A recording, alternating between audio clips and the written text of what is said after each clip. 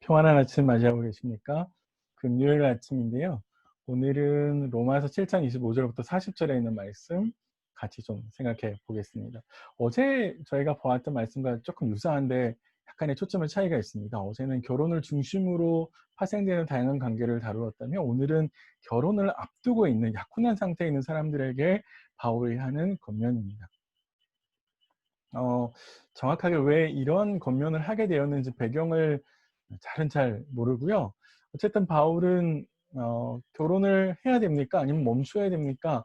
라고 하는 이 질문에 대해서 바울이 우리의 기대와는 조금 다르게 "결혼을 하지 않고 지금 그 상태로 머물러 있는 것이 좋겠습니다."라고 대답을 합니다. 사실 우리에게는 약간 실망스러울 수 있고, 특별히 결혼을 하신 분 말고 결혼을 하지 않으신 분들은 약간 실망할 수 있는 대답처럼 보이는데, 저희가 중요하게 생각해야 될 것은 바울이 자신의 이런 말에 대해서 왜 그런 말을 하는지 제시하는 두 가지 이유 때문에 그렇습니다. 바울이 첫 번째 우리에게 대답해 주는 그 원리는, 대답의 원리는 뭐냐면 주님이 오실 날이 얼마 남지 않았다라는 겁니다. 이미 종말이라고 하는 것은 시작이 되었고 주님이 언젠가 오실 텐데, 그래서 우리에게 주어진 시간은 한정적인데, 만약에 우리에게 주어진 시간이 한정적이라면 우리는 가장 중요한 일을 해야 된다라고 하는 것이죠. 좀 쉽게 말씀드리면 우선순위의 삶을 살아야 된다라고 하는 것이고, 또 다른 말로 표현하면 가장 영원한 가치가 있는 것, 혹은 영원한 것, 이 땅에서 임시적으로 끝나버리는 것 말고 가장 영원한 것을 만들어낼 수 있는 일에 집중해야 된다. 그렇기 때문에 바울은 우리에게 현재 상태에서 머물러 있으라고 이야기를 합니다. 생각해 보십시오. 결혼을 하면, 죽으면 결혼 관계는 끝나거든요. 다시 부활해도 결혼이 유지되지 않습니다. 내가 물건을 사고 파는 것도 사실은 영원하지 않습니다. 어떤 물건도 영원하지 않는다라는 거죠. 바울이 그래서 이 세상의 형태는 영원하지 않습니다.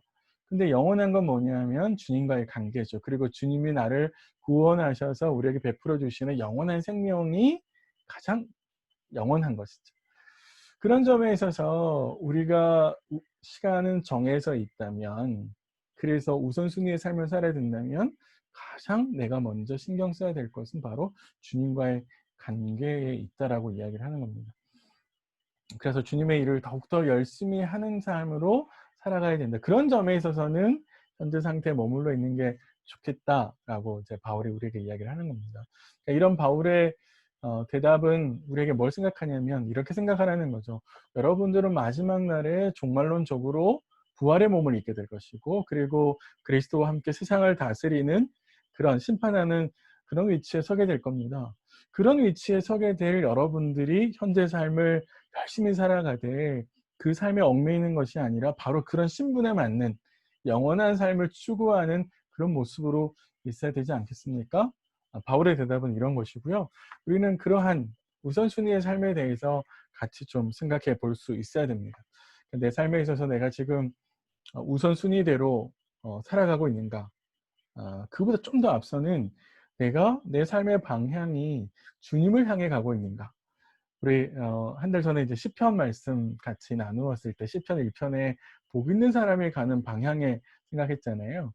내 인생에 가는 길에 지금 이렇게 가면 이 인생의 끝에 하나님이 계실까? 네, 그런 길로 가고 있나? 내 방향이, 삶의 방향이. 네, 그런 점에서 한번 좀 생각해 봤으면 좋을 것 같고요.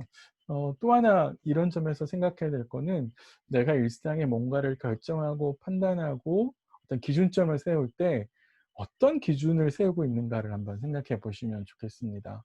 바울은 그게 마지막 날에 우리가 종말론적으로 있게 되는 부활의 몸, 혹은 하나님과 영원한 삶을 누리게 되는 그런 신분을 가지고 있는 성도로서 기준이 세워져야 된다 말하거든요. 당장 내 눈앞에 내게 이익이 있을까 없을까? 내가 좀 더 편해질 수 있나? 그런 것들이 기준이 되고 있다면 오늘 우리가 바울이 생각한 이 기준에 대해서 한번 깊이 생각해 보아야 될 것 같습니다.